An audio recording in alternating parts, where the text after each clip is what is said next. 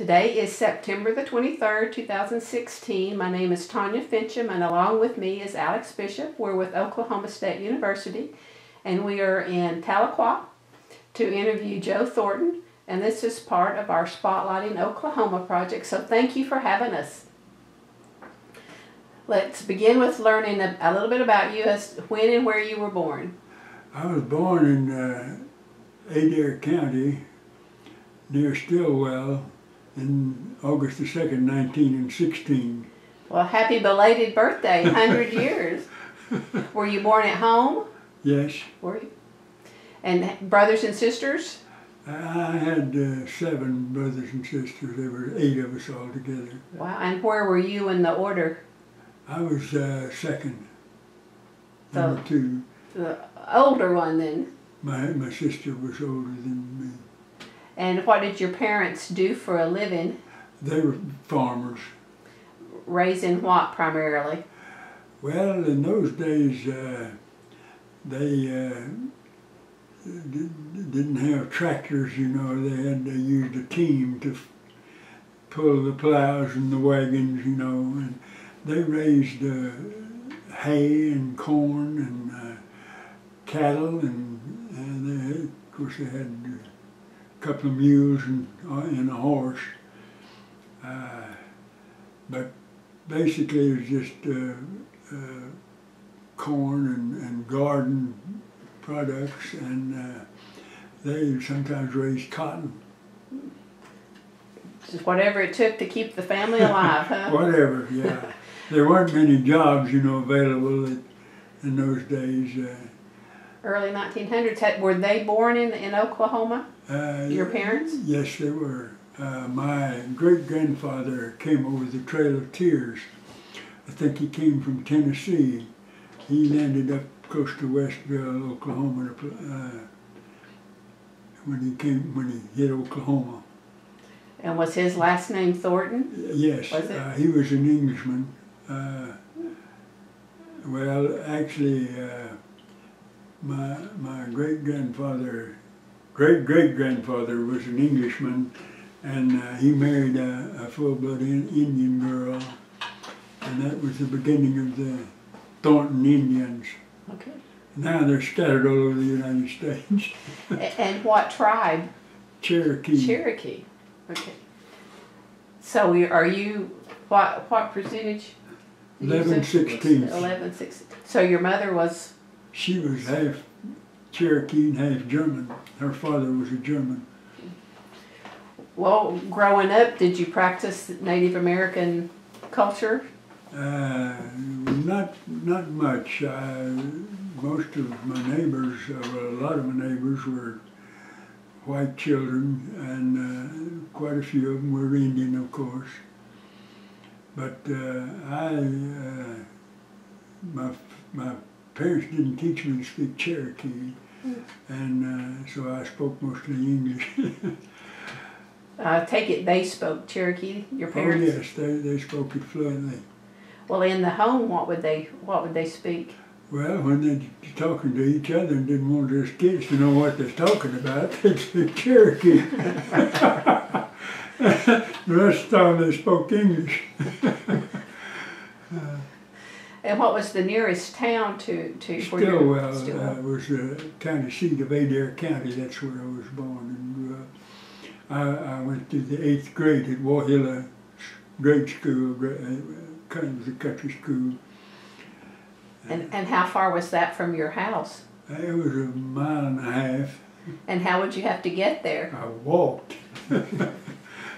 No matter the weather, huh? From the time I was 6 years old till I finished the 8th grade.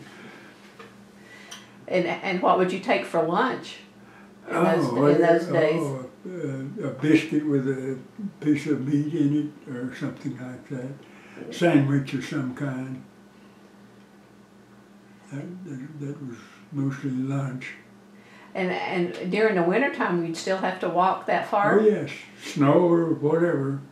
What kind of clothing would you have on snowy days like that, like to keep your feet warm and dry? We had what we called brogan shoes. They were high-top shoes, and we wore overalls. The boys did, And we had coats. We had good clothes, good warm clothes.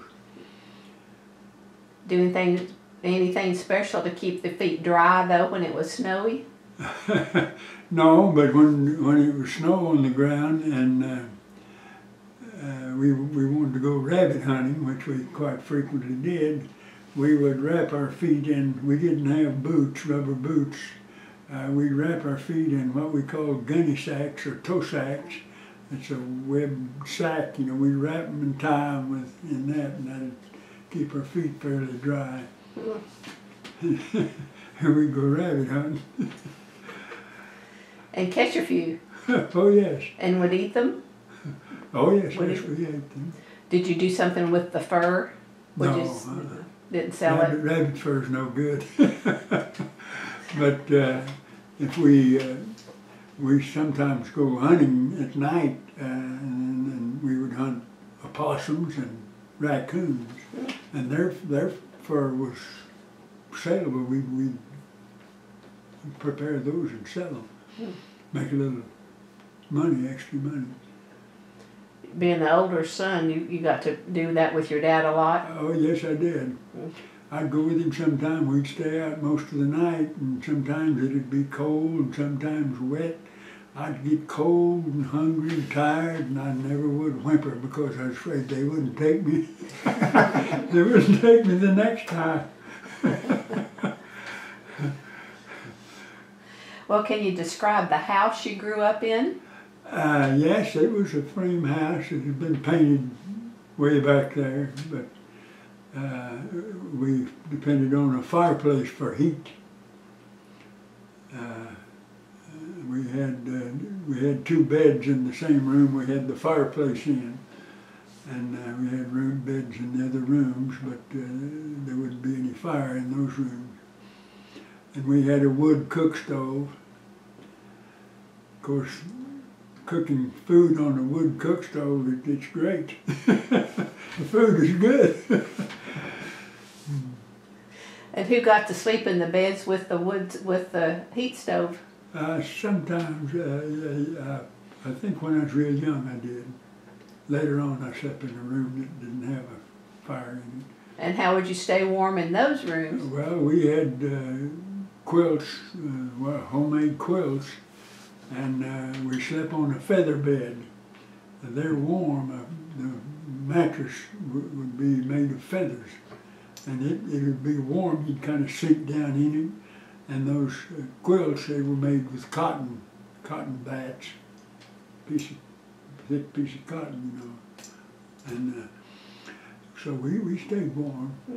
You hustled in at night then, get under the covers good. Oh yes.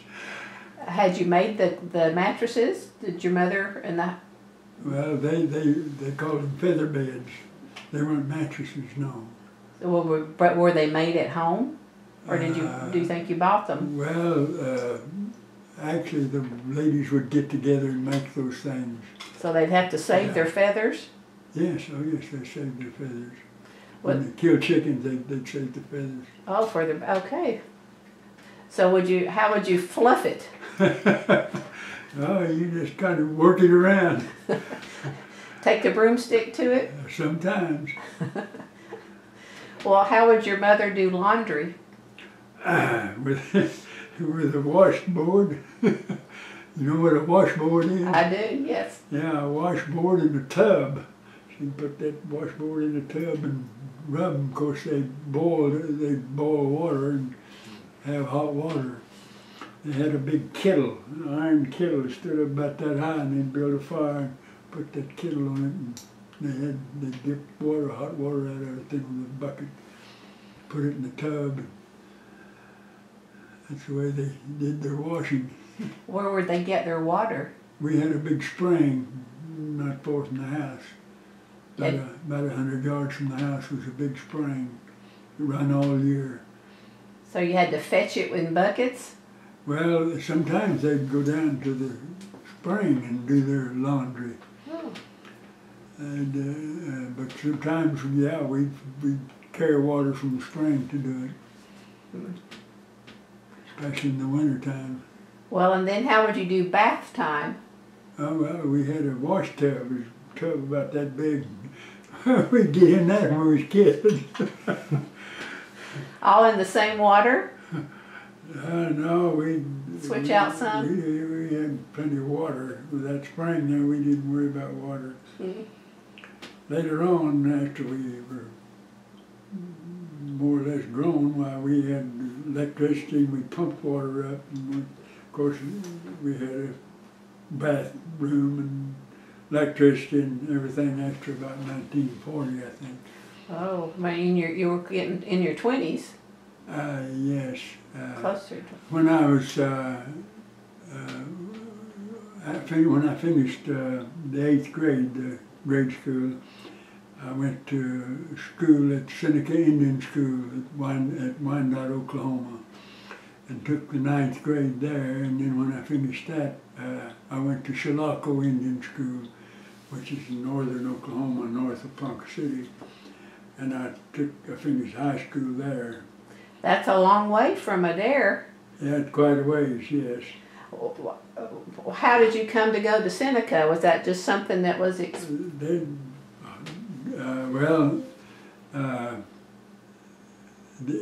To go to high school, sometimes they didn't even have, I don't know if they even had a bus then that ran. Later on they had a bus that ran to Stillwell for high school. But for us Indians, it was good to go to those Indian schools. They were good schools. When I went to high school at Chilocco, I worked on the dairy. They taught you a trade, you know. And I picked the dairy because I could make money working on it. I make my spending money. Well, that's what, 3 hours or more from Adair?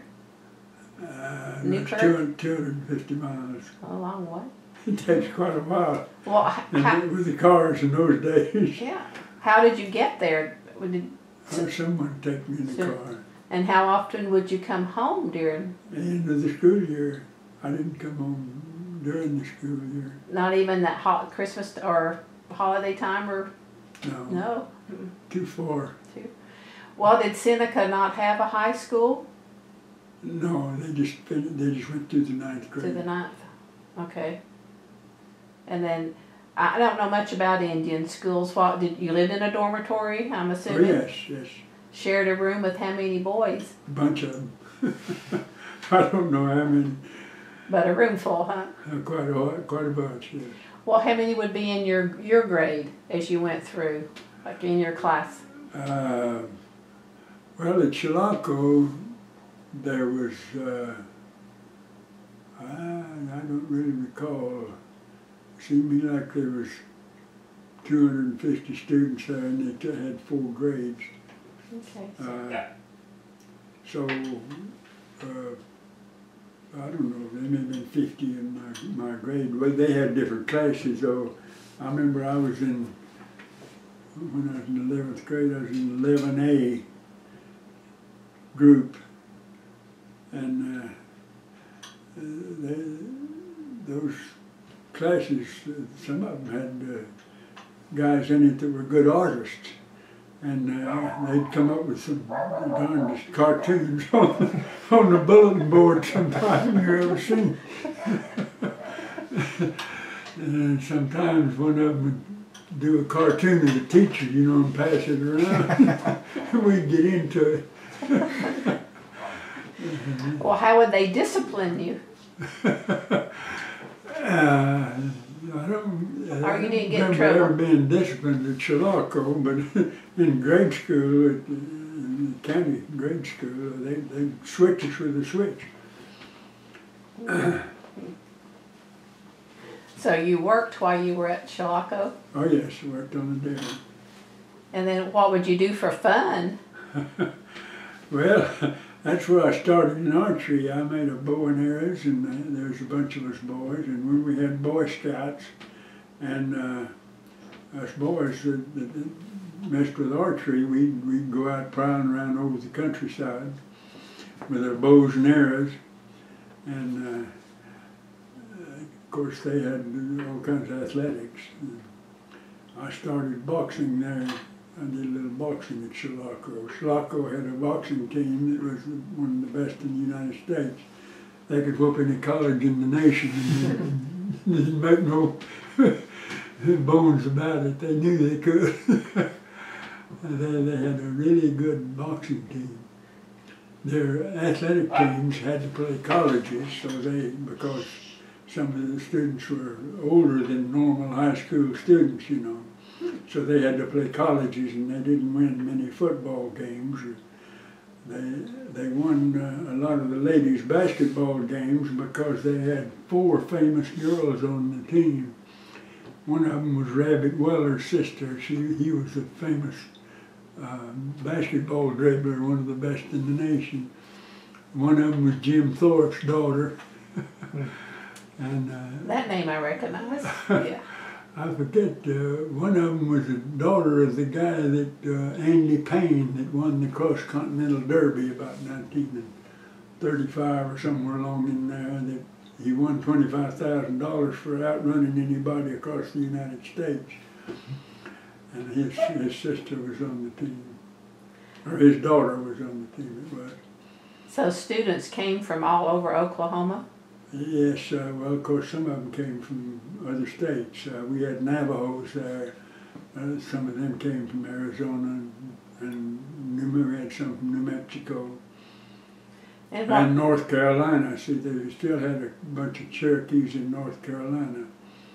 Yeah, all over then. And what years were you there? At Chilocco, 31 to 34. I was class of 34. So it's kind of during the Depression time. Did your parents have to pay for you to go? No, they didn't pay. That was one of the good advantages of going to an Indian school. We didn't have to pay. You didn't have to pay for room and board? No, they fed us and give us an education. Were the teachers strict and tough? Fairly strict, yeah. Did you have a favorite class?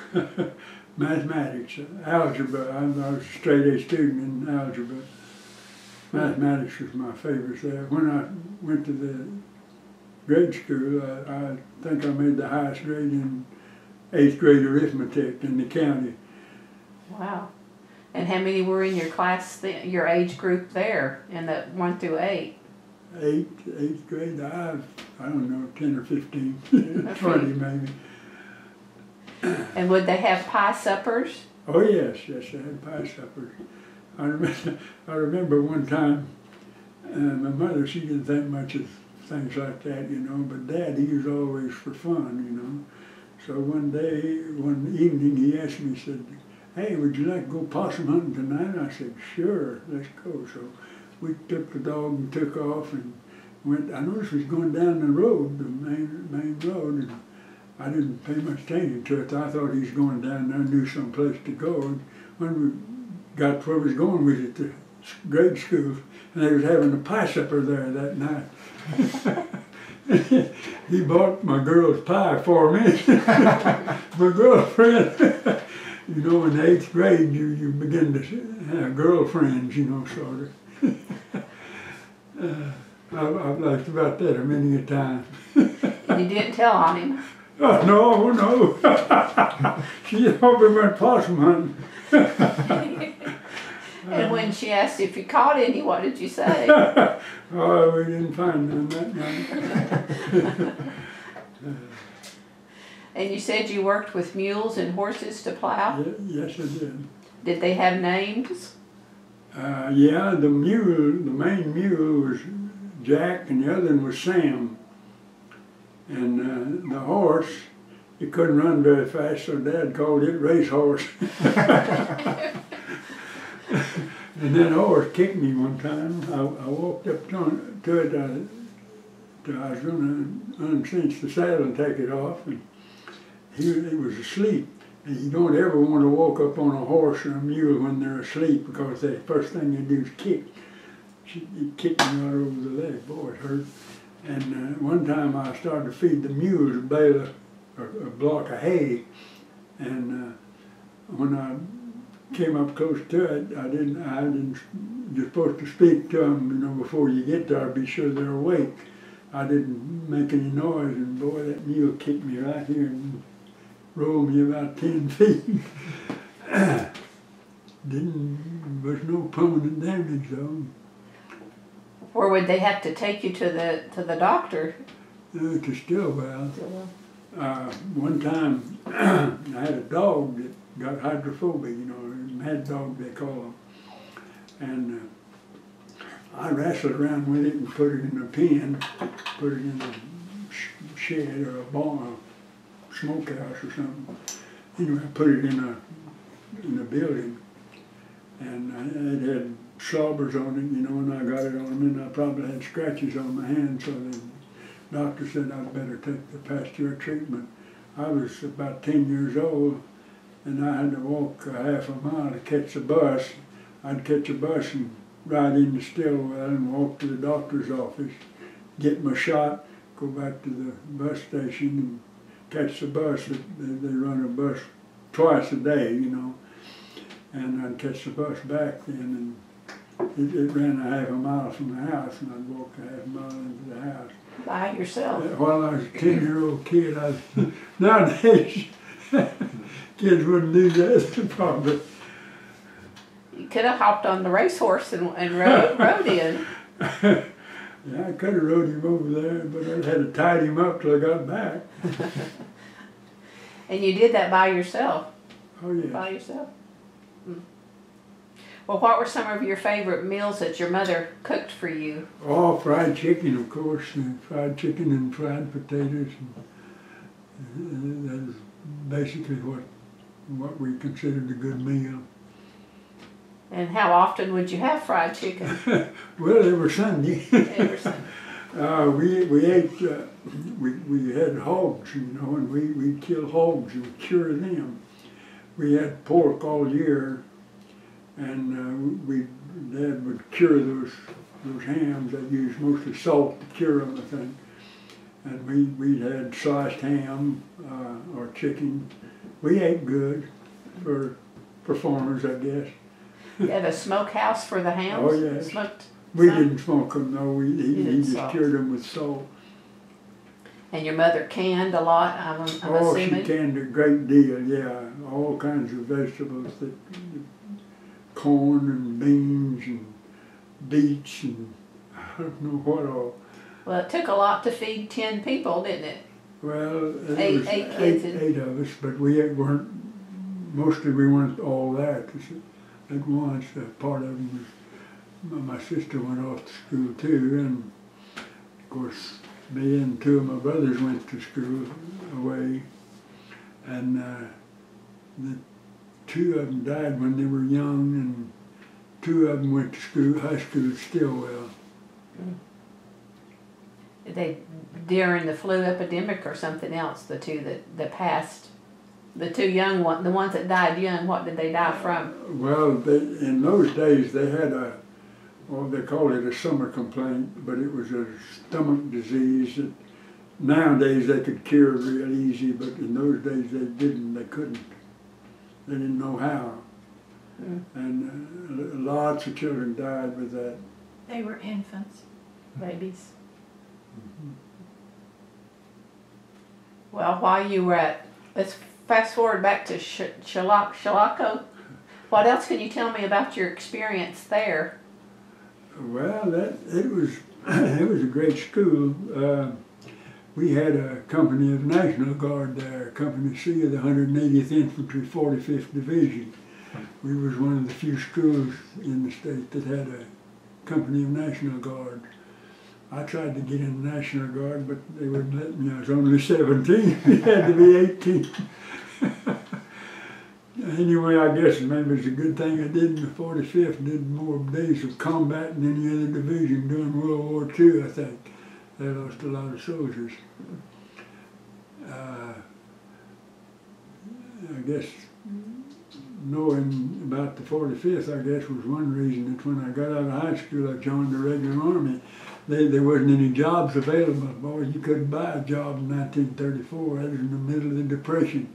So I joined the regular army, and they sent me down to Fort Sill, and I did 3 years down there in field artillery.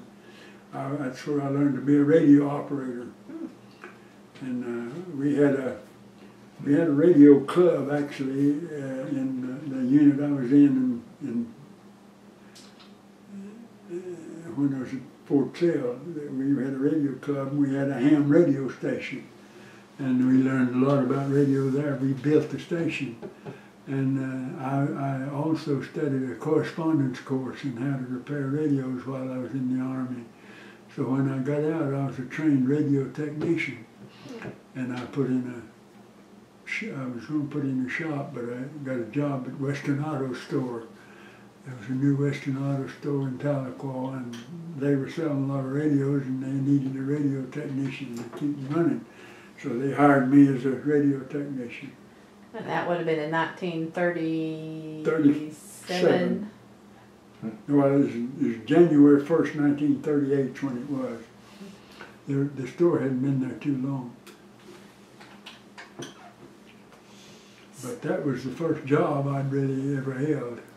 Well, at 12, Tahlequah, right? Yes. That's quite a ways from Stillwell too, isn't it? I mean, how did you end up in? Well, I had a deal where I could repair radios for a dealer in Stillwell, and I was just on my own shop though, and I came over to Tahlequah.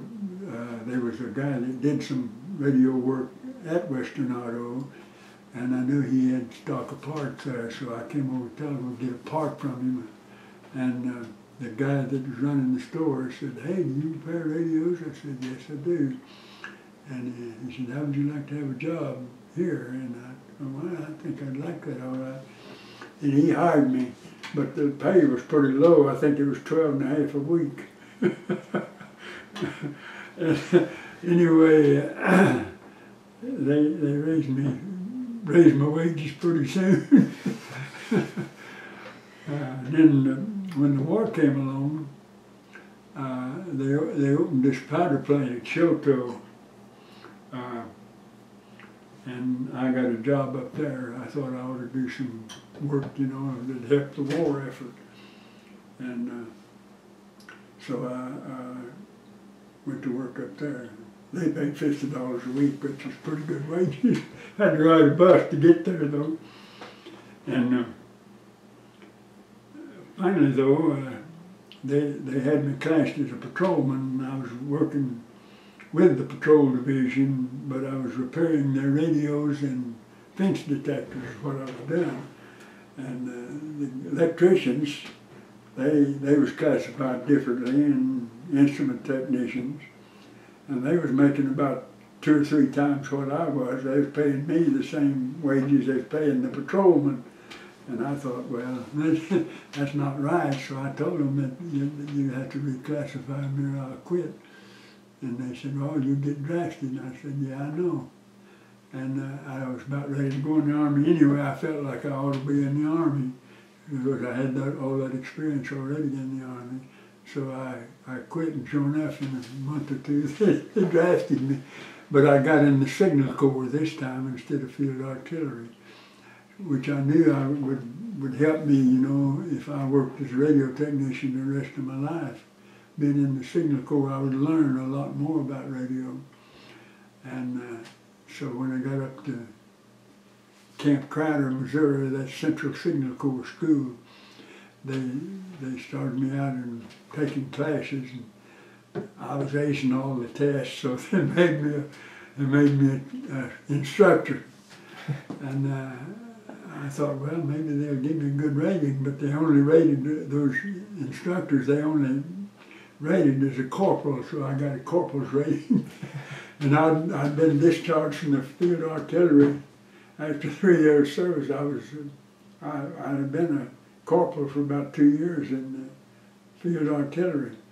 So I was an oldest ranking corporal around. Anyway, when I went up to Camp Crowder, they made me take basic again, I told them I'm the oldest soldier in basic training. in the Army, I had a hash mark. Anyway, I had to take basic again. But anyway, I had a real good career in the Signal Corps. Where were you stationed? Well, after they decided that those instructors had to get in a unit, you know, operational unit, they assigned me to a unit, and they shipped us out one day. They put us on a train. We didn't know where we were going, you know. And the officers that was with us, that they probably knew, but we didn't. Anyway, we headed east, and we wound up going through the Pentagon. And we were stationed just outside there in Alexandria, Virginia, which is not far from the Pentagon. And that's where our radio station was. We had 5 acres of antennas, big antennas, rhombic antennas. We had 5 50,000 watt transmitters. That's the biggest thing allowed in the United States. That's like KVOO is a 50,000 watt transmitter, you know. All the big WLW and WGN in Chicago, they're all 50,000 watt. We had 5 of them, and a crew to operate them. And like if the president wanted to send a message to MacArthur or Eisenhower, they would process it in the Pentagon, and then it would go out over our transmitter to London or Brisbane or wherever the theater headquarters were that they wanted it sent. They'd send us a little message like in Morse code. It'd come to our station in Morse code, like P15. That meant put transmitter P on 15 megacycle frequency.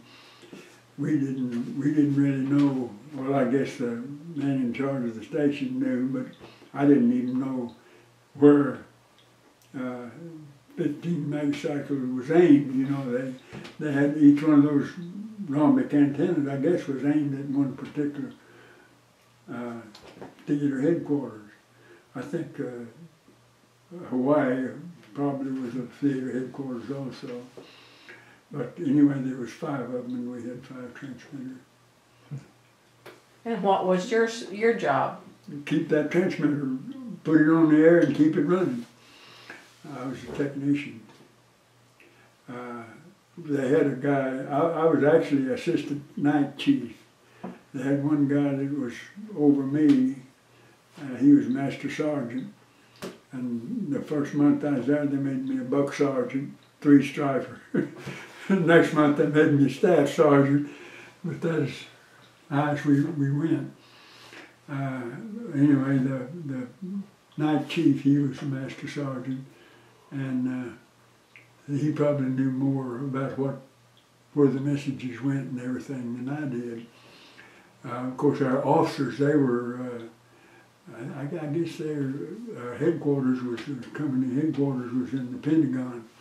Anyway, we never did go to it. We stayed in that, we lived in that, they had a big brick barracks there for that station. And we lived in that brick barracks. Well, would you know the content of the messages, or just... No. They were in radio teletype. In radio teletype, they changed the frequency 85 cycles, you know, and in Morse code, you break the carrier, you know, dot dash, short dot and then the long dash. Like the letter A is dot dash, and E is the most common letter in the English language, and so E was 1 dot. Anyway, we didn't, that's the only way we used our knowledge of Morse code, was that message that came from the Pentagon or wherever it came from. Well, while you were in that military, did being Native American play into your role at all? No. At all? Were there any other people in your unit that was from Oklahoma or Chilocco, or? Not when I got in the Signal Corps. They were from all over the United States. A lot of the Signal Corps is a bunch of well-educated guys, most of them. We had a lot of PhDs, and we had guys who graduated from all the big universities in the East, and they were. A lot of people called it the Signal Corps the Jewish infantry because there were so many educated people in it. And they didn't do any fighting, of course, the Signal Corps didn't. But they decided, at one time, they decided that every company ought to have a man that could man a machine gun in case of there's moving, they would have anti-aircraft protection, you know. So I thought, hey, that's fun. They asked for volunteers, you know. I thought, yeah, I'd like to get a chance to fire all those machine guns. So they sent me one day down to Camp Gruber, and they had all those machine guns there, water cooled, 30 caliber, 50 caliber, air cooled, you know, whatever kind. And I got to fire all those machine guns. We were shooting at a dummy, you know, a drone out there. It was 1,600 yards out. And they didn't think we would shoot it down, you know, but there was one guy there shooting in our group that had been an anti-aircraft gunner somewhere already, and they sent him back for rehab or something, I don't know what. Anyway, he shot that plane down, that drone, and they chewed him out and said, you know how much those things cost? Those things cost $2,000. He said, well, you told me to shoot at it.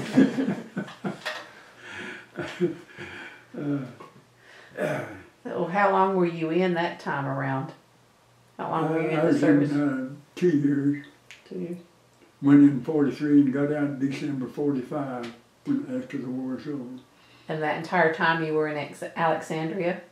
No, most of that time, I was only in Alexandria about 3 months at the end of my time.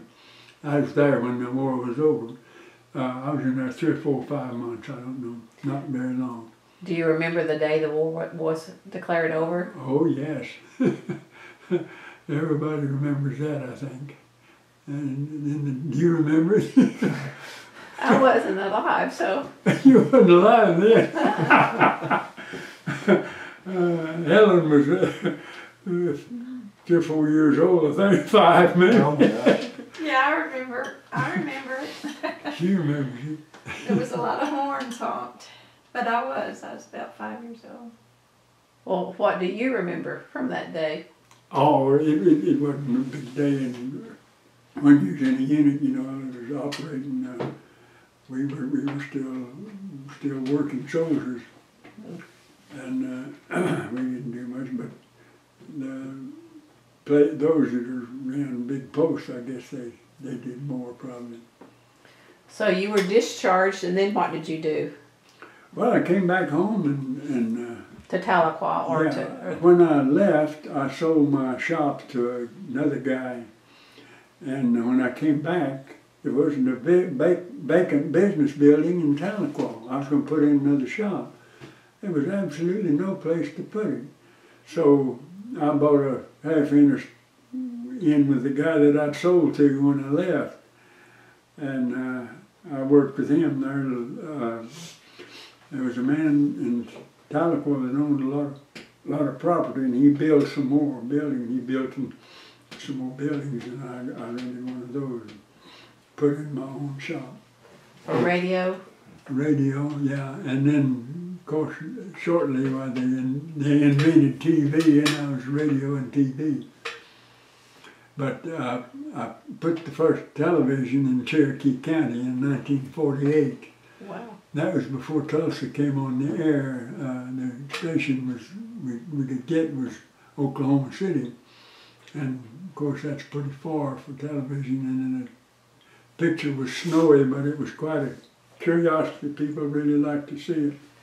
Would they come in just to look? Oh yes. Put one in the window? On Saturday night when the Grand Ole Opry was on, we'd put it in the window and leave it on till the Grand Ole Opry was over. Sell very many when they first came out? Quite a few. But of course I said I put that in 48. And the big sale started in 52. in the fall of '52, Zenith brought out a real good 17-inch, and it wasn't too expensive, and I sold a gob of those. Did you have one at home? Oh yes. Did you? Well, we're getting up to about the time you met Helen. Aren't we getting close to that? 48, 52, somewhere in there? 48, no. Actually, when I won the World Championship in 1961, shortly after that I was divorced. I told somebody that I was the only one that won a World Championship in 1 week and got divorced the same week. So it was a year or two before I met Helen. She came in the shop to buy a bow from me. She was living in Fort Gibson, and her sister and brother-in-law were, her brother-in-law was an archer, and they were teaching the Boy Scouts archery, and they had an indoor place to practice, so they could practice at night. And so she came in and bought a bow from me, and I found out they had a place to shoot at night, and I wanted to practice it where they had an indoor place, you know. So I went over and started going over and practicing with them. And I noticed she was shooting pretty good for a beginner, so I started teaching her.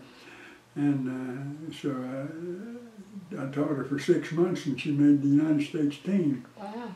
She outshot all the women in the United States but 3 or 4. So I guess I did a good job teaching her.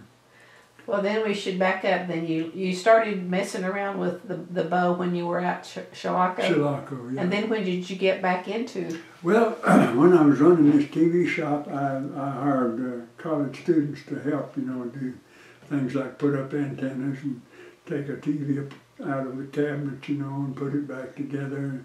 And me and one of the technicians would do the actual repairing, and they'd do the taking apart and putting back together. And one of the guys was from Braggs, Oklahoma, down here, and he told me one day, he said, "Hey, do you know that they got archery clubs in a lot of cities in Oklahoma, and they hold tournaments about every weekend in the summer?" And I told him, "No, I didn't." And he said he had a bow, and he had never shot in any of those tournaments, but he was going to plan on it. So I thought, hey, that's great. And I found out they was having a tournament not too far, maybe, I guess it was in Tulsa. And I borrowed his bow and some arrows and went up there and shot a tournament.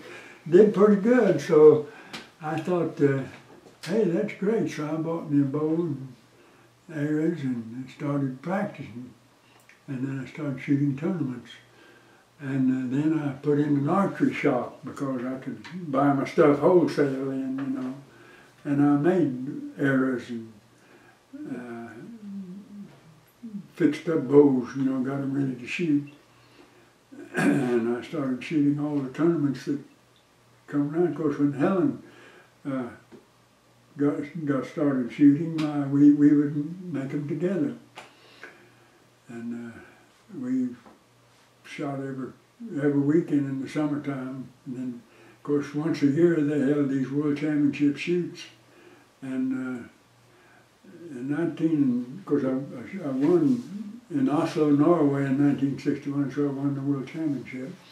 In 1962, the British, they were having their national tournament, and they invited me and the lady world champion to come over and shoot in their national tournament. They wanted to add a little prestige to it, you know, so they paid our way. I found out later that the Martini and Rossi company actually put up the money. Anyway, we went over and shot in their national tournament, and both of us won the British National Championship. We brought those big silver cups back to the United States and showed them around because we had to send them back before the next year's tournament. Did they invite you back? They were traveling. You just got to keep a trophy 1 year, but it was a big silver cup. quite a trophy. Anyway, we kept them for a year, nearly a year, and sent them back. Well, did they invite you back a second year No, to compete? no. But they treated us real good. They had a guy from this Martinian Rossi company to take care of us, you know, show us how to get to our hotel. We stayed in an old house hotel, which was built 200 or 300 years ago, and we shot on Eton College's playing fields. That's the famous college where the Blue Bloods of England, you know, go to school. And we got to meet a bunch of those Blue Bloods, these young guys in tuxedos, you know. They went to school in formal attire. Only place in the world where they go to school in formal attire. We signed a lot of autographs for them while we were there. I'm one of the few guys around that signed a lot of autographs for British royalty. British Blue Bloods. That's quite a long ways from Oklahoma, isn't it? It sure is. Norway was too, though. I mean, that was. Oh, yes, it was. But, you know, I really love those countries. Norway, they really, the Scandinavian countries, Norway, Sweden, and Finland, they treat the Americans better than any countries in Europe, I guess. Except maybe England, and England, they were kind of jealous of us, I think, or something. But anyway, we made a lot of friends, good friends, you know. That I had one friend in England that he ran a diving services, and did deep sea diving, you know, with helmets and everything on. I found out he was in the movie Sink the Bismarck, you know, and I thought, man, I'm going to see that movie, and I'll get to see my friend. And when I saw the movie, he was in a diving helmet. I knew who he was. But the sad part of it was he and his son were working in the Thames River, and his son got sucked in a thing somehow or another, and it caught him, and he couldn't get out, and he drowned. And Joe, that's his dad, Joe Davies, had to go down and bring him out. Dead son. It was terrible, but Joe was a really great guy. When this lady, Nancy Vonderheide, and I were over there, we were invited to his place for tea one afternoon, and we went out there, and the English, they can make really good tea, but they can't make coffee worth a hoot. Anyway, he asked me, how do you like your tea, Joe? And I said, you fix mine just like you fix yours. I didn't know how to fix it good. You know, we don't drink much tea here, except iced tea, you know. He fixed me a glass of tea, and boy, that was the best hot tea I ever drank. It was really good. I don't know what he put in it. It was really good. He had a good name too, if it was Joe. Oh yes, Joe Davies. I met one guy at that tournament that, well, actually when I was shooting in Oslo at the end of the first day, I was tied with an Englishman, and I found out that he was from Nottinghamshire. That's where Sherwood Forest is, you know, and he was a good shot. He was the best shot the English had, and of course in the end I beat him pretty good. But we still get Christmas cards from his widow, I think it is. She's married again, but she still sends us Christmas cards. They treated you pretty well, sounds like. Yeah, we had 2 or 3 good friends in England, and we made friends in Sweden. Or when we were shooting in Sweden, the Swedish archery team in this one town invited the American team to stay with them. You know, instead of staying in a hotel, they said, "Stay. We'll keep you, you know, and there's one couple that invited Helen and I to stay with them. They wanted us particularly because they knew I was the world champion. And so we stayed with them. Of course, we thought they were married, but we found out later they weren't married. The Swedes, a lot of them live together that are not married. And she came to visit us later. Yeah, she came to visit us later, actually. She took a bus tour And across the United traveled States all over and the United stopped and States. stayed with us a few days. We took her out to eat at the Cherokee Nation restaurant. And all She that ate sort of frog stuff. legs. And one lady from Paris, one of the lady archers from Paris, visited us one time. She and her husband both. She brought me a scarf at one of those famous people that make scarves over there. So being world champion has some perks. Oh, it does, it does. Well, how did you get to be so good? Well, I practiced a lot. By how much? I mean, by a lot. Well, when I was getting ready for one of those world tournaments, I'd shoot 3 hours a day. I'd come home at noon and shoot 30 minutes. And shoot maybe in the morning before I went to work and shoot after I got home till dark. And then we'd shoot a tournament a lot of times, you know. In the summertime we shoot tournament almost every weekend. Having to perfect your technique. You actually, when you're learning archery, you talk to all the good archers, you know. Some of them will talk to you, some of them won't. And you read everything you can find on the technical part of it, you know. And of course you practice, but talking to other guys helps a lot. But you'll work on like how to place your hand. You know, you may, one time I was working on, I was having trouble placing my hand just right. And I worked on it a week, and finally I got it perfected, and I thought that's right, you know, and sure enough, I guess it was.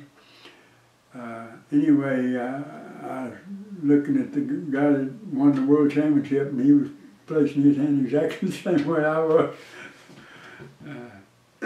Well, if others ask you how to do, would you tell them? Oh yes, yes. That was one of the things I was noted for, is talking to anybody, you know, that wanted to ask me questions, you know, about how to do this and that. There's a lot of things that, like when I took Helen over there, I told her, I said, now they'll try to bug you.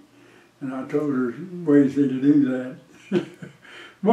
One way, you know, if you're pretty close with somebody, you know, and you're a little ahead of them, they'll come around before the last go around, you know, and they'll say, well, look like you've got it won. Shake hands with me, you know, and they'll shake hands with you. They think you'll get overconfident, you know, and get careless. That's one way of bugging you. Little mind games. Yeah. There's other ways too, but. I want to know, where did you practice? Did you practice at home? Did you have an archery field?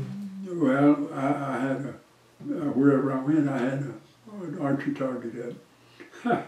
I had one out here where I could shoot up to 100 yards even.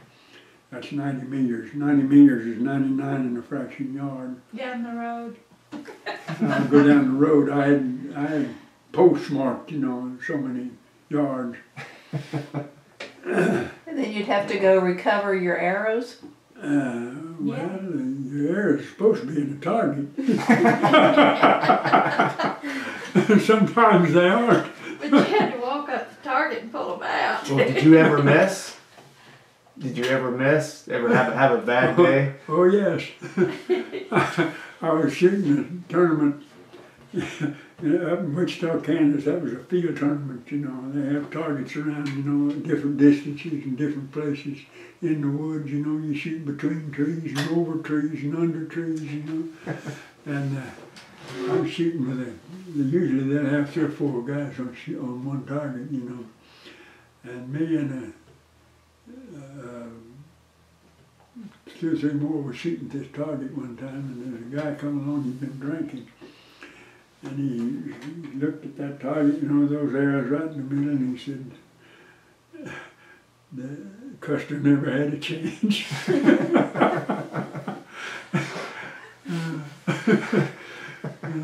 Stayed on. So once you were married, and did you have children? She had 2 before we were married, and I had 2. So we have 4 married. together. We don't have any between us. No. Would they go with you to these tournaments? Oh yes, yes, they My shot 2 too. were younger, so they went with us. We just put them in the back of the station wagon. And I took a jar of water and a bar of soap. They'd play, you know, around a lot of the places they had playgrounds for the kids, and I'd After put they got them old on the enough, they tailgate shot. of the station wagon, clean them up, and we'd go to eat on the way home. And they took up archery? Or Yes. Did they? Did they get as good as the 2 of No, you? they never, you know, did it They didn't spend as much time at it. very did they? much. Didn't practice as much. Yeah, they just did it for fun. One of our boys, Steve Brady, he was in just before you all came. He had a tree stand out, well, it's a ladder stand, actually, not a tree stand, a ladder stand. Put it up against a tree. He had one out here in my storage place, and he was going down to, he drew in at that Cherokee Refuge down there during the hunting season. He was going down and put it up, and he still shoots, he still hunts, he bow hunts. So I'm He hunts with a gun too sometimes. trying to, how many championships? So you did the world champ in 61. And The the British National Championship in 62. 2. I took the silver in Finland in 63, and those World Championship tournaments every 2 years. And I took the silver in Sweden in 65. And You went to Holland in 67 and I didn't go. yeah, I didn't do any good in Holland. In 1970, I won the national championship here in Ohio, in the United States National Championship. So I held the World Championship and the British National Championship and the United States National Championship. Wow. And the states, 2 or 3 state championships. Now every good athlete has a nemesis, an arch rival. Did you have a rival? No, most of the archers are real friendly. The guy that beat me in Sweden in 65, he was from Finland, Matti Heikkinen, and I hadn't started using a clicker then, and a clicker was a device that helps you after you develop a bad habit. And he was using one that he had invented. It was a roll-off type clicker. When we got through, he gave me one of his clickers that he had invented. He realized that he beat me because of that clicker. But after you shot a while, It was funny too. a year or 2 or 3 years, you When he gave it develop to a it. trouble. And they called it a lot of things, gold fever, Archer's paradox, or the doom. But you get to where, when you put that sight in the goal, or before you get to the goal, your fingers release that arrow. You can't keep them from it. You get that thing up there where you think, well, now I'm going to put that sight in that goal and then reach when I get ready, or release when I get ready. You can't do it. Because when that thing gets up there close, bam, them fingers release it. And nobody's ever been able to beat it other than with a device of some kind. And this clicker, and the cutout for the sight window, you put that clicker in that window, and when you, and it's got a bow in it, and when you stick the arrow through there, and then you pull it down and it's resting on the arrow rest, and then when you pull it back and you pull it through and it clicks, then you release. And you know you're not going to release until that clicks. So you don't release it. You don't, you aim it with that arrow just almost out of that, you know. And then you just kind of square your shoulders and it'll come through that and release. And then bam, you can hit it. It sounds silly, but it's just solid as anything, and I don't know for sure anybody that's ever beat that without a device of some kind. You have to be real steady. Oh yeah, you have to be Real steady. steady. If you hit a target at 90 meters, you've got to be steady. So no caffeine that day. No caffeine that day.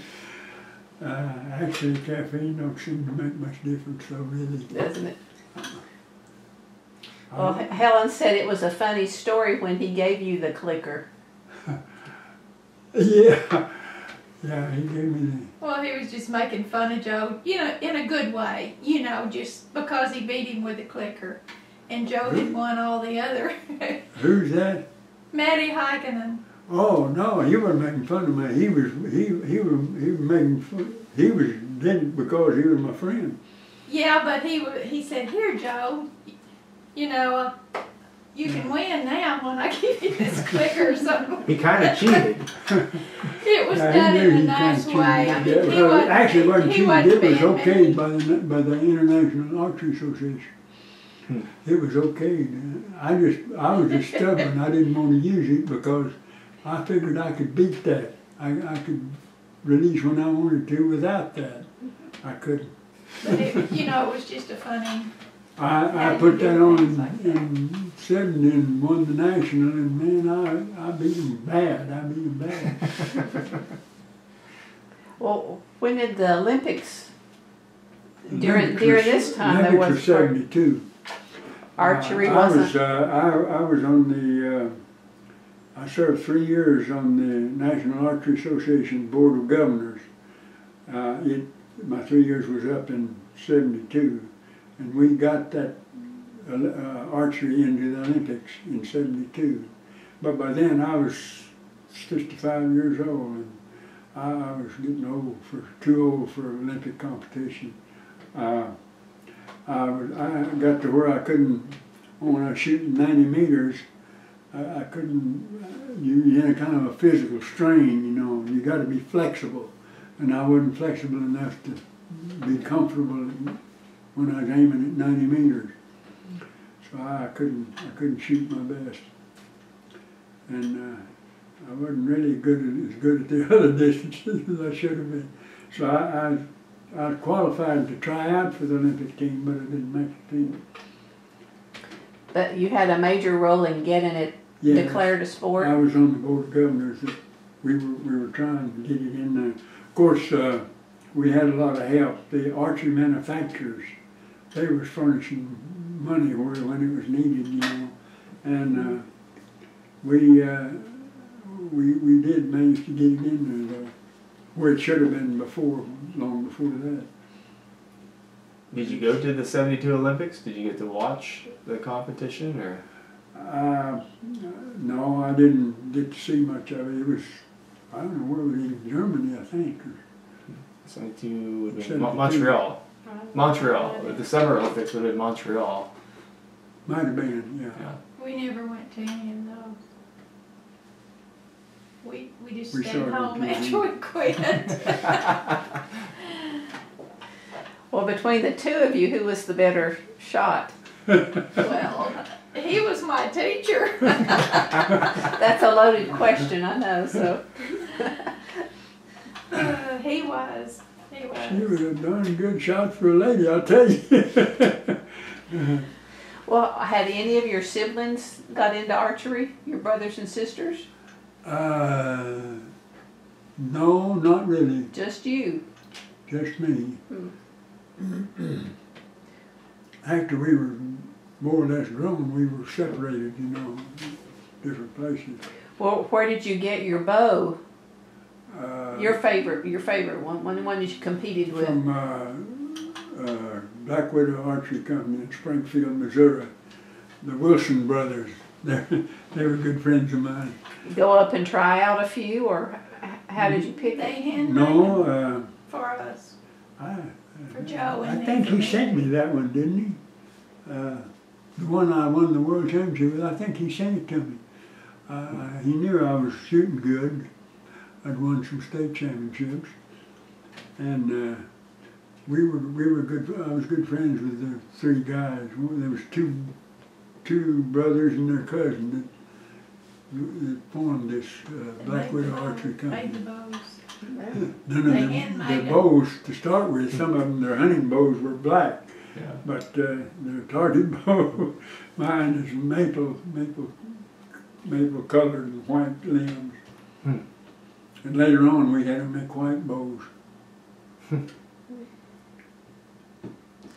Autographed with your name on it? Oh yes, they sent it with their name on That's neat. When was the last time you shot?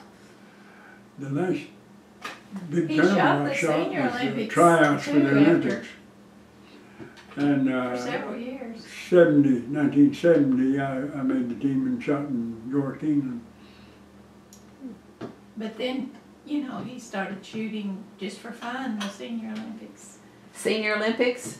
Yeah, I shot Senior Olympics, and I'd shoot cornstalks, shoot here in Out of the nation, Tahlequah. yeah. You shoot corn stalks. Yeah, shoot at cornstalk. That's the Indian game, you know. No, I didn't know. I So, didn't know. no.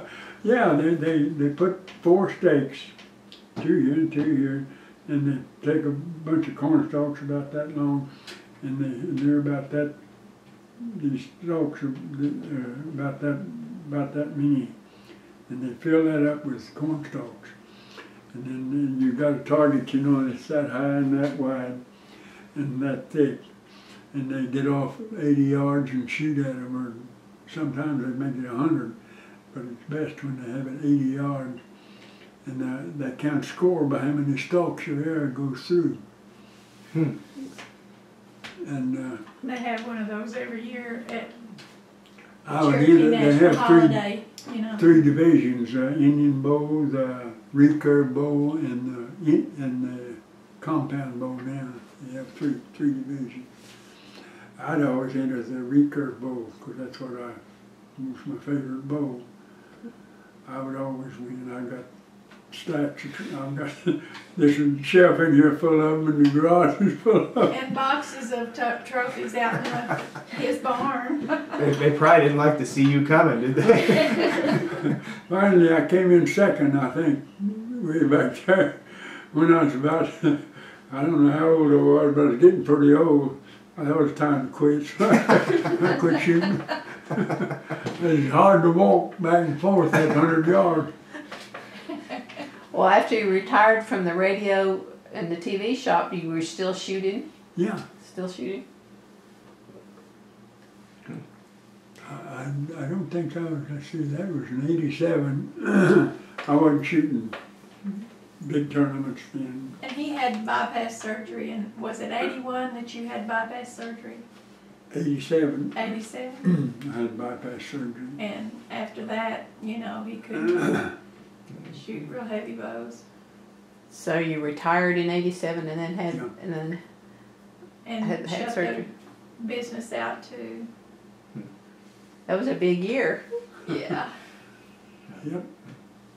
And I understand they just opened a shooting range. Yeah. The Cherokee Nation has, and they named it some name. Joe Thornton. Joe Thornton Archery right Didn't, there. didn't get that. And Pretty also, fine. they have archery in the schools now. Oh, really? Yes, that's one reason that the nation put that, the Cherokee Nation built that range and named it Joe Thornton Archery Range, and he's in the American Indian Athletic Hall of Fame. And, you know, he's just had all kinds of Good things happen. honors. Yes, honors. He's a good person, always has been. He has a lot of hardware. He gets the honors now, just not the hardware that comes with it. on all these competitions, is always a trophy the prize, or was there any cash prizes? No, if you have to be you can't take money if you're a. Oh, okay. If you're a professional, you can't get.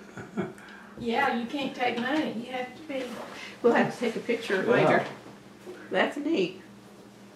Did they ask you first? I don't think he did. It was a surprise. Total surprise. They didn't say, "Is it okay with if you?" Well, you wouldn't have, you wouldn't have Pretty said good that. artist, wasn't he? Yeah, Sign painter. good shot. We'll take a picture of you with it in a minute. And the chief was there and everything, you know, to Yeah. honor him. Pretty big day. Was that was after you turned 100? No, that was just before. On his 100th birthday, we had Yeah. family reunion. And there was like about 70 people from all over the country. Relatives of Joe's. Even the chief was there. And the chief came in, you know, came. Did you have to blow out 100 candles? No, it was a few days before his birthday, but we celebrated his birthday. You had to shoot him out. Anyway, he's had lots of honors, lots of honors. Well, living to 100, do you have any secret? What do you attribute it to? I always tell him I just lived a good, clean life. I've had a lot of fun. I've had a great life. Ellen and I, we consider our life, you know, really, really good. We've been We had a married lot of 53 fun. years. A lot of travel and just lots of. And a hobby Sure. that you both liked. Oh, yeah. Well, it's not really a hobby, I guess, but a sport. Well, Or, that's how I met him, you know, that and been married 53 years. 53 years. And what's the secret to that? Well, she's a good nurse, I guess. Yeah, I'm a nurse. I went to nursing school. Well, you know, take what she's you a do. retired RN. Yeah. Well, that helps. And I've put him through lots of sickness, you know, made him well. Helped make him well by Always allowing you to practice. taking care of. Yeah, practice on it. Yeah, we've had a good life. And we have wonderful children and grandchildren. These archeries, they were really good socially. You know, we'd get together and enjoy a get together. We'd have Christmas parties and New Year's parties, you know, and we'd really enjoy life. We really had a good life. And we made so many friends of so many different places and people, you know. Gosh, we had real good friends in Arizona and back east, all over Oklahoma and all over the world. I had a good friend in New Zealand, and we had some good friends in Australia and Philippines and God, I don't know where all. Well, if you hadn't been involved with archery, you may not have traveled as much. No, Oh, we no. wouldn't have. Yeah, used to. We'd be getting on those big planes every so often, heading for Europe. We really enjoyed that too. Where would you take, and would your bow have to be in the baggage claims, or would In you the put baggage claim, you'd have you was allowed, I think, 70 pounds, wasn't it, I Helen? think it was. And we had to include all our equipment. You know, we'd have to take 2 bows in case one bow broke. You know, while you was competing, you had to have another one ready. Yeah. And arrows, you had to have plenty of arrows and other things, you know. Some of them, So we couldn't take too many clothes. you could take tools to repair their arrows with if they had to. Well, how many arrows would you have to have about? I think we'd take about 10 or 15 or 20, didn't we, Helen? Well, a couple of dozen, I imagine, because we. I know we took at least a dozen because you had to shoot 6 at a time. And they would break too? No, Not usually. Not normally. But you might shoot and knock off. Sometimes you tear the bangs off of them, the Or the feathers or bangs off, bangs, yeah. We shot with plastic bangs, you know, and they were. Would when you got there, would they be someone to inspect those so that there would be Oh yes, more? yeah. They inspected your equipment every day before you shot. Every day before you shot. Yeah, it had to pass inspection. We had a friend that was blind in one eye. Joe, tell him about that. About Al. Al Heron? Oh. No. we had, No, we, not we Al had Heron. one friend that had one eye. His right eye was a glass eye, and he shot right-handed with his left eye. And the Russians, you know, they're always jealous of the Americans anyway, you know. Well, he took black tape and scissors and made him a crosshair and put it on his right eye, you know. And he was up there shooting, you know, and the Russian came over and told our team captain, said, hey, that guy's got a crosshair on his right eye, on his glasses. He said, that's illegal, you know. And he said, okay, I'll take care of it.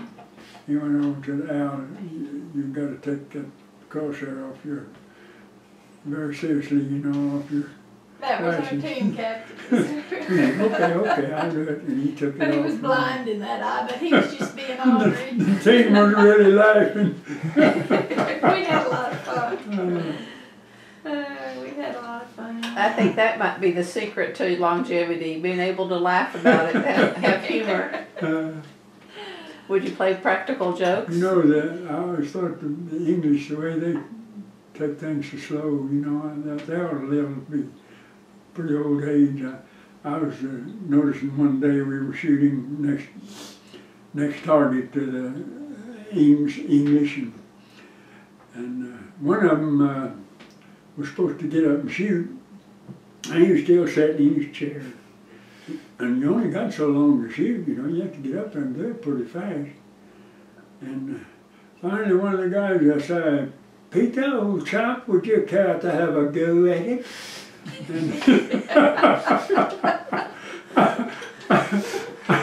thought, now that was American there. He'd say, hey Pete, get up there and shoot.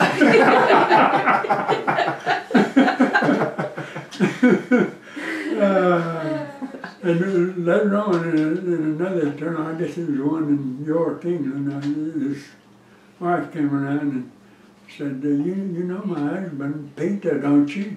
I said, yes, ma'am, I certainly know Peter. I got acquainted with him, I knew him. He was a nice guy. Yeah.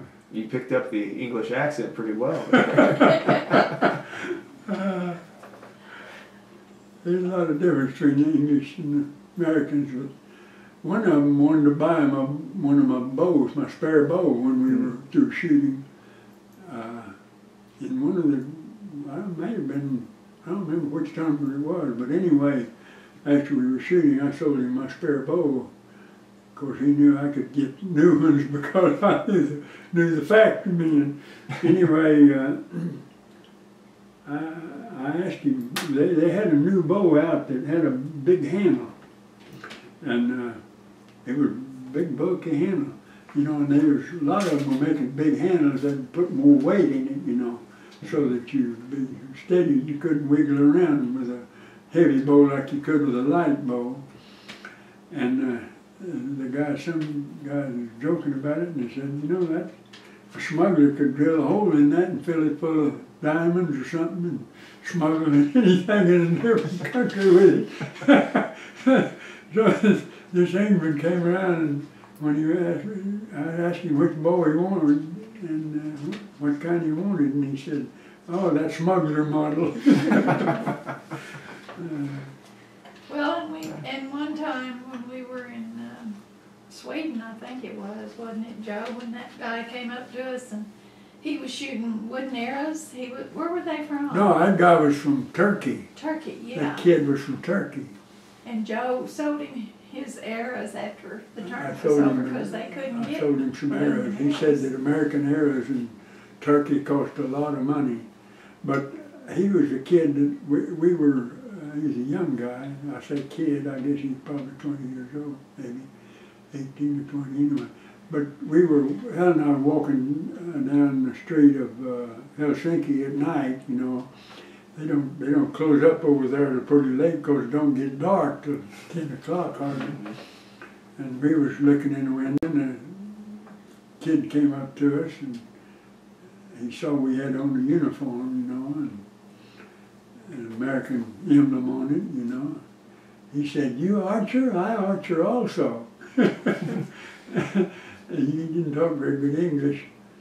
And I said, "Yes, what country are you from?" And he said, "Turkey."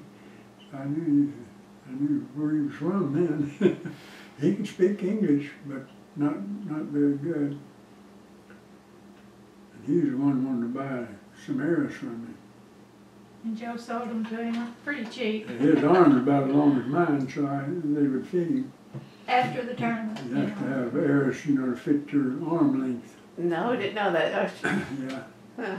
The way you choose that, you do this. And put the arrow back here, and the tip of the arrow should come to the tip of your fingers. That's a rough way to judge how long you shoot, how long arrow you shoot. Well, speaking of that sort of thing, once it got into the Olympics, did you help with the rules and regulations regarding the sport? No, I went out about that time. That was the end of my term, my 3 years, and we had decided that it. But actually, they got together with the head of the United States archers and the British and the French, you know. See, we had a president of the National Archery Association. He was the head of the board of governors, you know, the president. And he got together with others and they worked up the rules. I went out about 72, I guess it was, the end of my term. I didn't run for another one. kind of a rough job. You got to fly to Chicago in January, and it's always cold up there. Well, do you belong to any clubs or associations today? No, last time I went to a meeting of the State Archery Association, they gave me a membership, state membership, I think. I bought one, I don't remember which, but anyway, I wound up with a state membership, but I dropped out of the national when I quit shooting. Well, how about with your veterans? Do anything with the veterans? Yeah. The other day I got a 70-year pin from the American Legion. I was the oldest legionnaire in this post.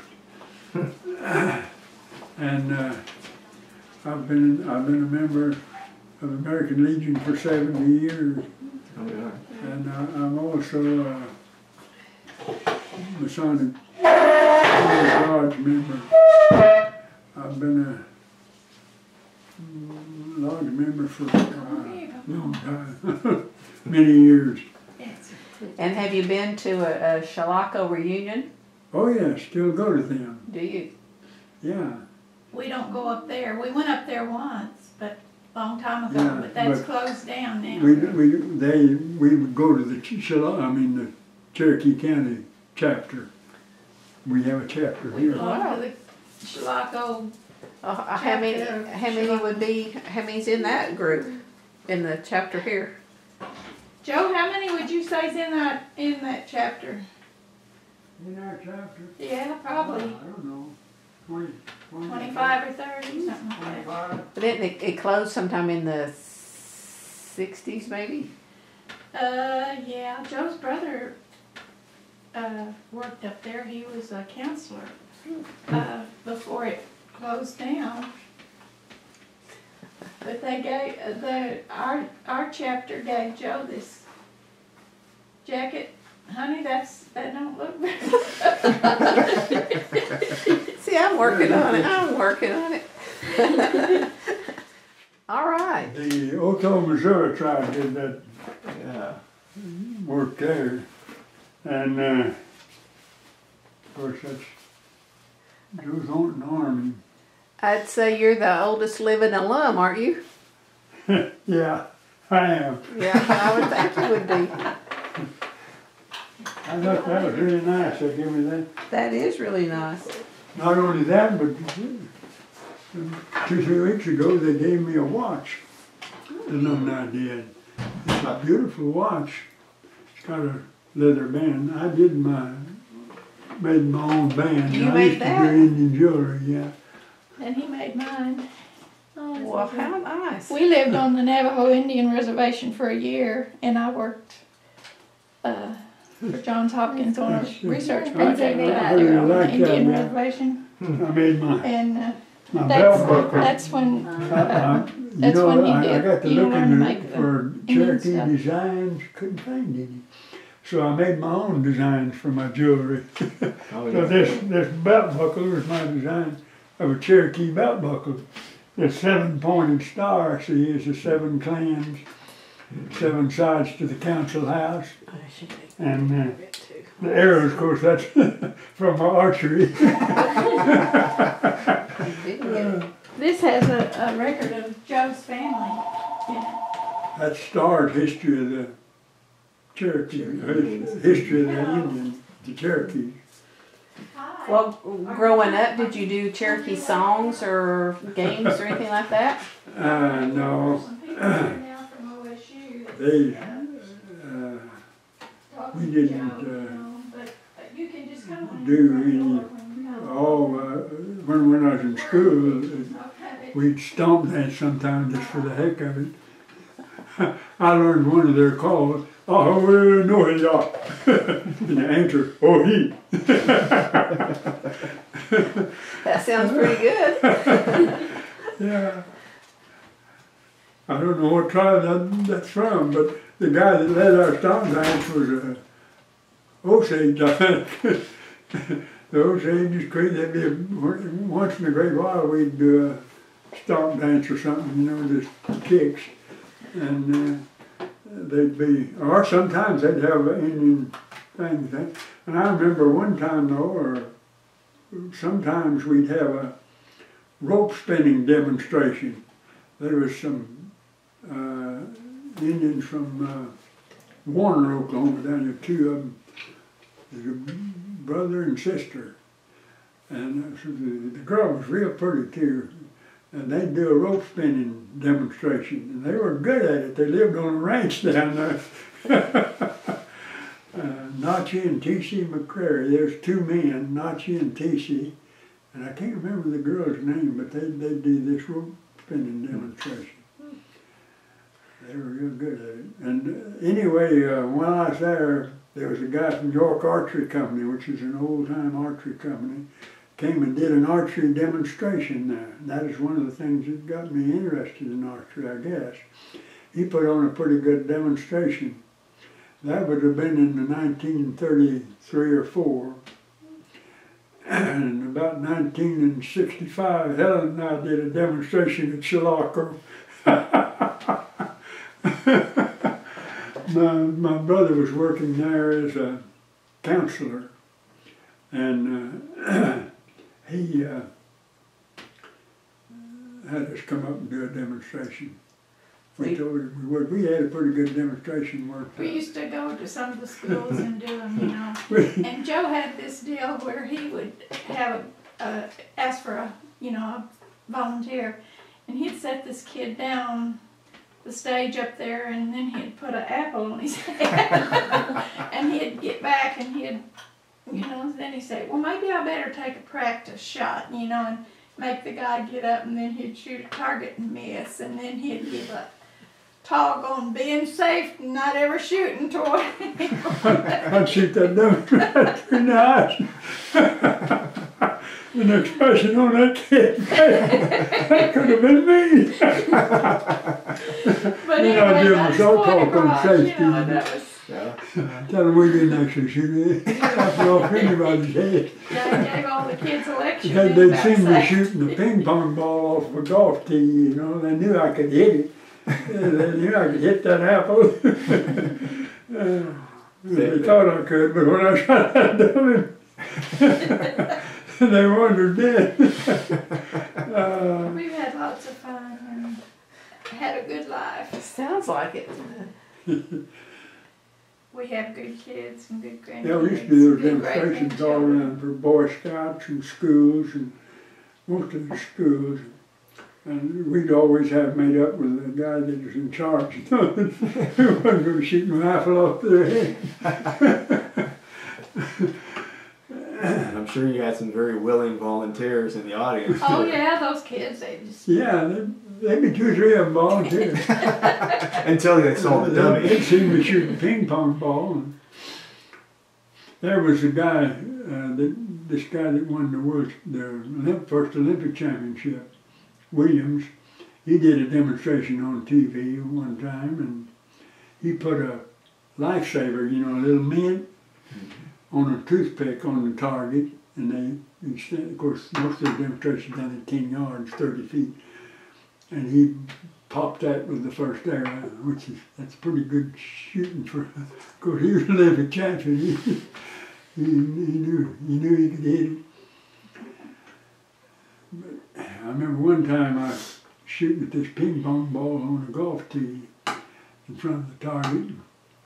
I shot and knocked that ping pong ball against the target, and it come bouncing back, you know, right by my left hand. I reached down and scooped it up and stuck it up, you know, like I intended to do that all the time. Usually he'd hit it and it'd fly off the side. You know? Yeah, they thought I intended to do that. One of the stunts we'd do, I would put 2 arrows, shoot 2 arrows, and there'd be 2 balloons on the target, and I'd burst both balloons with those 2 arrows. And another one, I'd have a little one of them little pie plates taped to a balloon, and Helen would burst that balloon, and as that pie plate dropped, I'd pin it to the target. That was pretty good. Yeah, we had fun doing that. That was a time shot. I knew where that pie plate would be. What about I'd release, you know, more or less on her pop, you know, when she shot, I knew that they was going to fall so far, you know, and that's where I was aiming. It wasn't as hard as it looked. Did you ever split an arrow? People don't generally shoot to split an arrow. You don't do it on purpose. Yeah. Sometimes you telescope an arrow, but that's a rare occasion. Usually it's not intentional, you just accidentally. The arrow just happens to be there and you're shooting at something else, you know. Well, you're shooting at the middle, and if you're shooting at the middle and there's one in the middle, and sometimes you just... And there's a closer target, so those guys with the bow and arrow can shoot awful close, you know. This guy, as I say, they could hit a nickel-shot target at 10 yards. A spot. Not every time, but a lot of the time. As a matter of fact, a guy with a bow and arrow could beat most pistol shots, most policemen even, at 40, 50 yards. The target, you know, 40 or 50 yards away. Were you that good of a shot when you were younger shooting at rabbits?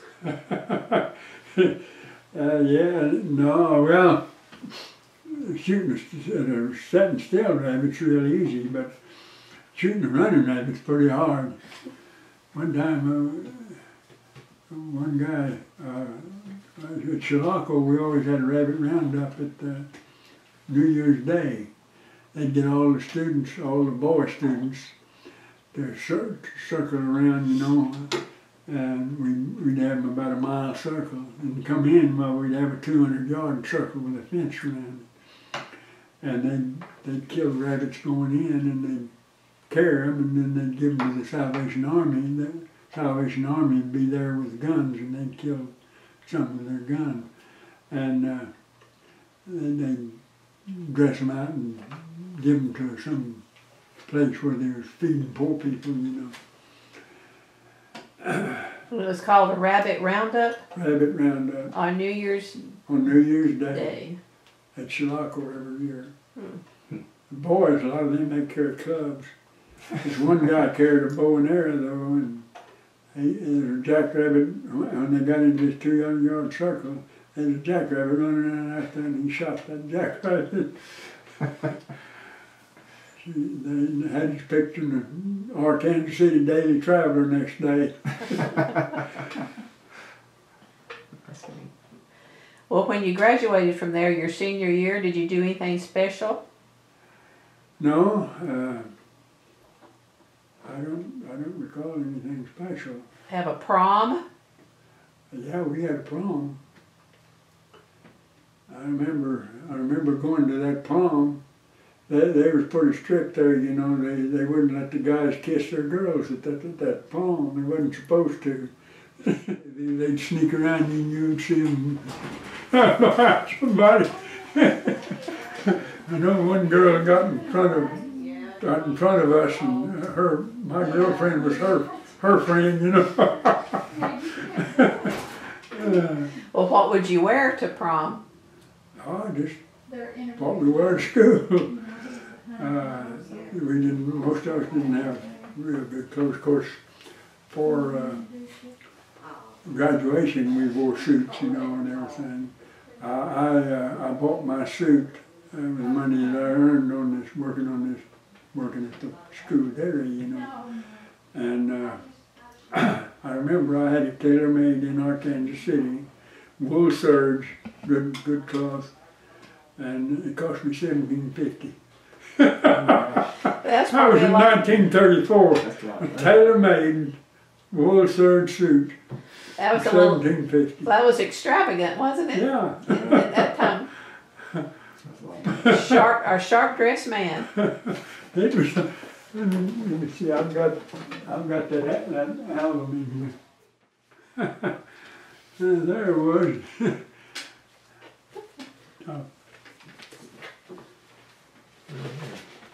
You got your hair parted down the middle.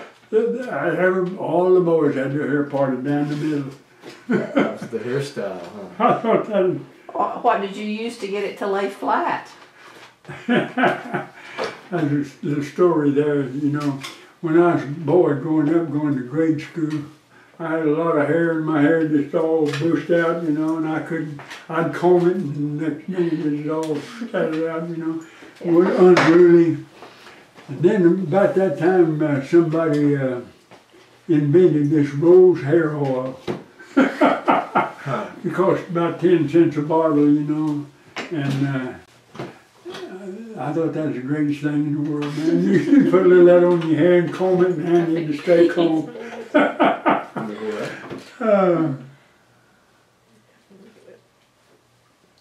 Yeah, I've been thinking about trying to find somebody to restore that, you know, because it's about to fall apart. Yeah, is there a picture of the school in here? What I like is the vocations that they have. You have nursing, Along towards the dairy, front, there's a picture of carpentry, some of it. And yours is listed as dairying. No. dairying. He worked in the dairy. Dairying, yeah. But look at the women, home economics and nursing. Was Josephine your sister? Cousin. Cousin. Mm-hmm. And you had all the different tribes, Cherokee, there's a Kiowa, there's a Potawatomi. Yeah, I think there was 38 tribes in our class. Wave must be popular for the women. Their hair was Oh, wavy. they had it every which way. Would most of the instructors be Native American? No, part of them were. Most of them were white, I think.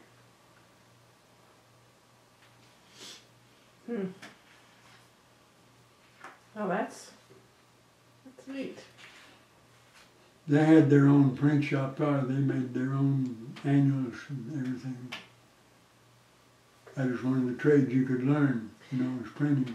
Well, you said you went to Ark City to get your suit made? Yeah. How would you get there? You wouldn't have a car, I wouldn't think.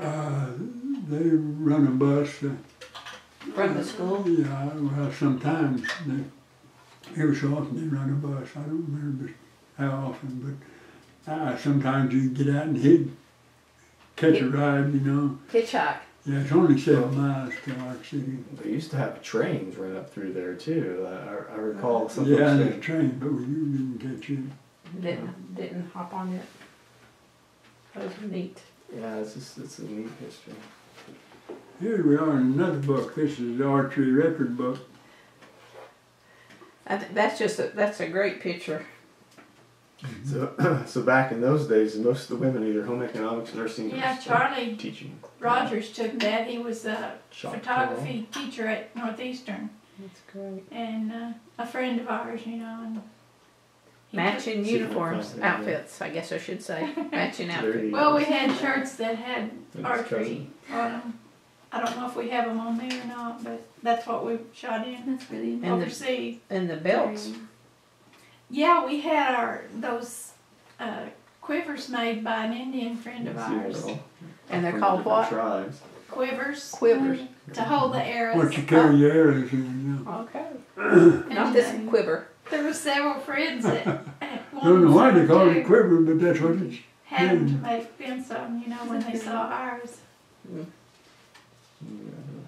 We've still got them. Potawatomi. Back in the day when Potawatomi. teasing was in, huh? Yeah. And bleach. Is my hair bleached there? It's pretty blonde. Looks like it might be. They're both serious looks. Yeah, I had In to their see if business. blondes had more fun. You know?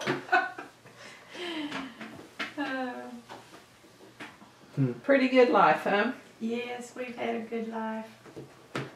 Won a lot of awards and honors and met a lot of people. Oh yes, yes. And where do you consider home? Is Tahlequah is our home. I was raised at Sulphur, Oklahoma. My father was a Baptist minister, and that's where I grew up. And I don't have anybody left, though they're all gone. I had a brother and a sister, and mother and father, you know, but they all passed and went to heaven. So you consider Tahlequah home, even and you were born in Adair, but you've lived all of your life practically here, huh? Yeah. And we've lived here, you know, ever since we got married. I lived in Fort Gibson when he met me and when we were dating, but then when we got married, I moved to Tahlequah. And you, having been in the service during World War II, you could have used the GI Bill. Did you go take any college classes or anything? No, I took flying lessons and learned to fly, but I didn't stay with it. I just Well, quit flying. when you're looking back over 100 years, if someone else that wants to live to 100, what advice would you give them? Well, Marry a course. nurse? yeah, marry a nurse. Might be a good idea. Oh, there's so many of them nowadays. They become alcoholics and are dope heads, you know. Stay away from that stuff, you know. I lost 2 brothers, but they were alcoholics.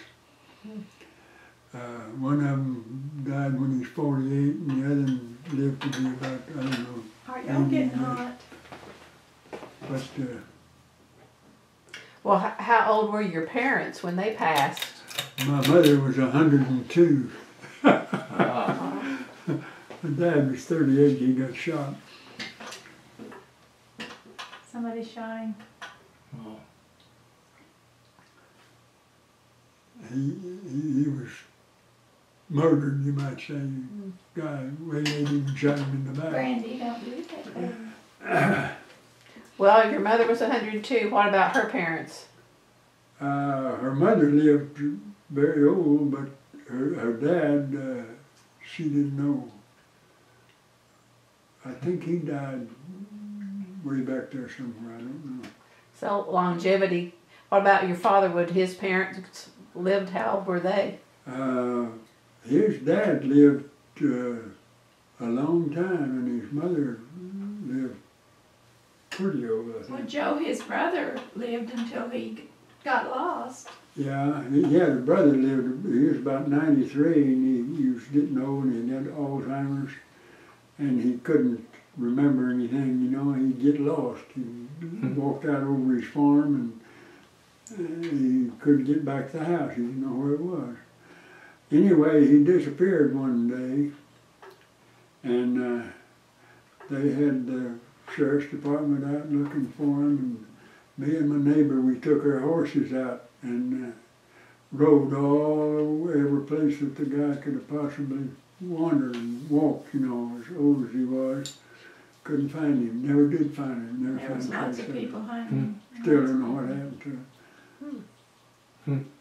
We figured maybe he went down to the highway, he lived out in the country, you know, and said, I need to go to town or something, and got lost and just, we don't know. That's just something we thought might have happened. Any of your brothers and sisters still living today? Yeah, one sister's living, she lives in Tulsa, and a brother in Denver. That's all. They have to catch up to you. Yeah. Peggy's, how old is Peggy? She's in her 80s, his sister that lives in Tulsa. I think she's in her late 80s. Is there anything left on your bucket list that you want to do and haven't done? No, I don't know anything that I'd like to do that I could do. We don't get too far from home these days. Well, and throughout your life, you've eaten pretty much what you've wanted. Yeah. I mean, fried and all. Huh? Oh, yeah. No, I keep him on a pretty strict. Once you had your heart. She kind of watches me. I My mother, though, stand corrected. lived to be 102. She ate fried food. She ate meat, fried meat, till she died. She ate anything she wanted. Well, she had probably worked it off in her earlier days, what she ate. Tough old lady. She was good in a lot of ways. Well, was church an important part of growing up, or into? No, we belonged to this church down here. I didn't join it though until about the time Helen and I was married, I guess. Growing up, it wasn't. I wasn't active. I'd go to church part of the time, but not active in it. Okay. It was with me. My dad was a Baptist preacher. She was. Her dad was a Baptist preacher. Sounds to me like you looked out for his health, his spirituality. Well, she made you go. I tried to. Well, today at 100, talk me through a typical day. What time would you get up this morning? About 7 o'clock. And what time will you probably go to bed tonight? I try to go to bed about 10:30. Right after the 10 o'clock news. And if we weren't here, what would you be doing? Probably having lunch. Probably nothing, yeah. Well, I mean, how do you spend your time during the day is what I'm getting Oh, at. I read quite a bit. I work crossword puzzles. Okay. He works lots of crossword puzzles. Keeping your mind And he sharp. reads a book. We read a lot of Louis I'm pretty good at working crossword puzzles. And you read westerns? Yeah. Yeah. Louis Louis L'Amour. Louis L'Amour. We He's love our Louis favorite L'Amour. Western author. When I was getting ready for this interview, I came across the title of a book, The Witchery of Archery. Yeah. Do you have that No. book? No. I mean, it's an old one. No, I've seen the book, but I don't have it. It's one of the first ones written about the sport. Oh. Written in like 1878. I mean, it's an old book. Wonder where you'd find one. I don't know. I'm The curious guy that- too. The guy that wrote that book, compiled that stuff, Bob Rody, he's an old friend of mine. He's written more books about archery probably than anybody.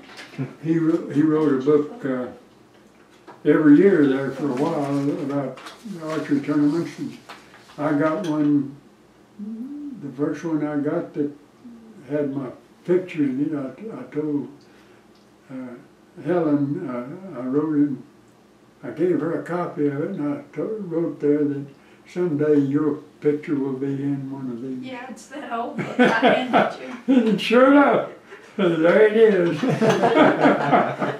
No, it's this one. Oh, and that one. Yeah, this one. That's when we were dating. Oh, how sweet. And he taught me to shoot. In 6 months I made the team. But I thought, you know, if I could stand up there by the world champion and shoot good, I ought to be able to do it anywhere. And did you get the J. Maurice Thompson Award medal from the American Archery Association? I guess so. It said you have over 75 medals. I don't know how many I've got. Hard to keep up with that, I haven't the slightest idea. Well, I think I'm in 4 halls of fame. He's in American the Indian Athletic Hall of Fame, the let's see, the Oklahoma State Archery Association Hall of Fame, and the Chilocco Indian School Hall of Fame, and the Cherokee Nation Honor Society. That's the one where I met Crystal Dale, my favorite singer. Yeah, I took a picture of She him took a sitting picture of by me and Crystal together. sounds like we need to rub shoulders with him.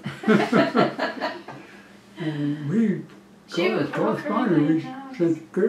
exchanged Christmas cards for a while. Yeah. She's a real nice person. Not only a great singer, but she's a nice person. Well, you are too. I don't know about the singing part. Can you can you Can't sing? sing a note. He don't even try. I never even tried, no. I can't even whistle good. I got one brother that sings, picks the guitar. Any other questions? Anything else you want to add before we close out? No, I don't know anything. Well, my last question is, when history's written about you, what would you want it to say? How do you want to be remembered? Well, I was a good person, I guess. You know, when I won that world championship and they put me in all these halls of fame, I told them that there's one thing that I was proud of. I was a good representative of my Cherokee Nation, and I was a good representative of the United States. And I was proud of that. You read about these teams, you know, they do all kinds of things. The team that went over before me shot their arrows into the wall of the hotel where they stayed, or the motel, which was something I would never do, you know. And, you know, a lot of them, some of these black athletes, they pull all kinds of bad stunts. But when you stand up on that victory podium in a foreign land and they play that Star Spangled Banner, That's really touching. something. Makes you stand tall and proud, and probably get teary-eyed. It does. You do it. Yeah, I won 3 gold medals as a member of the ladies' world archery team. Kind of have to pinch yourself to see if it's real. Yeah. So I stood on that winning podium too, and I know how it feels. And it feels good. Well, not very many people can say they've done that, so. No, not too many of them. No, I just call him my amazing man, you know. Well, that he is. So the next goal is to make it to 120, huh? Well, I told him he had to live to be 110. Real nice guy. 120 would be better. So is he? Chilocco. At least to He your wasn't 100. Indian, though. All right, if there's nothing else, we'll say thank you so much for sharing with us today. It's been terrific. You're great. Well, we've enjoyed it.